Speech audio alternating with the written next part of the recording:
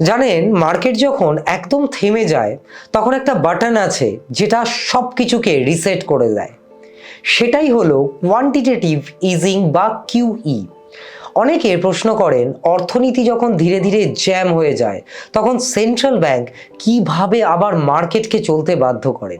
উত্তর একটাই, এই কিউই তার মাধ্যমে। আসলে এই কোয়ান্টিটেটিভ ইজিং হলো এমন একটা মুদ্রানীতির হাতিয়ার যা ব্যবহার করা হয় তখনই যখন সুদের হার কমানোর প্রক্রিয়া পর্যাপ্তভাবে কাজ করে না। তখন কি হয়? কেন্দ্রীয় ব্যাংক বা সেন্ট্রাল ব্যাংক বাজার থেকে সরকারি বন্ড কিনতে শুরু করে। ফলে ব্যাংকগুলোর হাতে হঠাৎ করে প্রচুর টাকা এসে পড়ে। তারা লোন দিতে আরও উৎসাহিত হয়ে যায়।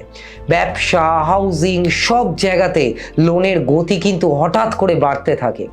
দীর্ঘমেয়াদী সুদের হারও কিন্তু আস্তে আস্তে কমে যায়।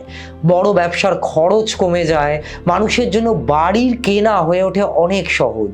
ব্যয় বাড়ে, চাহিদাও বাড়ে। অর্থনীতি কিন্তু তার জন্য আবার অনেকটাই চাঙ্গা হয়ে ওঠে।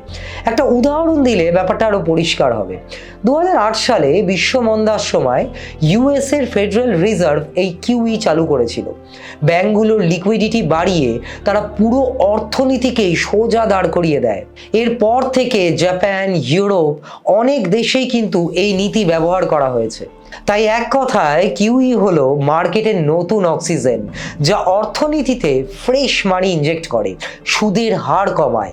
তবে হ্যাঁ, অতিরিক্ত কিউই কিন্তু আবার মুদ্রাস্ফীতি বা অ্যাসেট বাবেলের রিস্কও তৈরি করতে পারে, কারণ এটি অর্থনীতির একটি শক্তিশালী কিন্তু সংযমের হাতিয়ার। এরকম আরও অনেক ইনফরমেটিভ মার্কেট ইনসাইটস সবার আগে আপনি কি জানতে চান? তাহলে ইনভেস্টমেন্টের ফেসবুক পেজকে আজই ফলো করুন।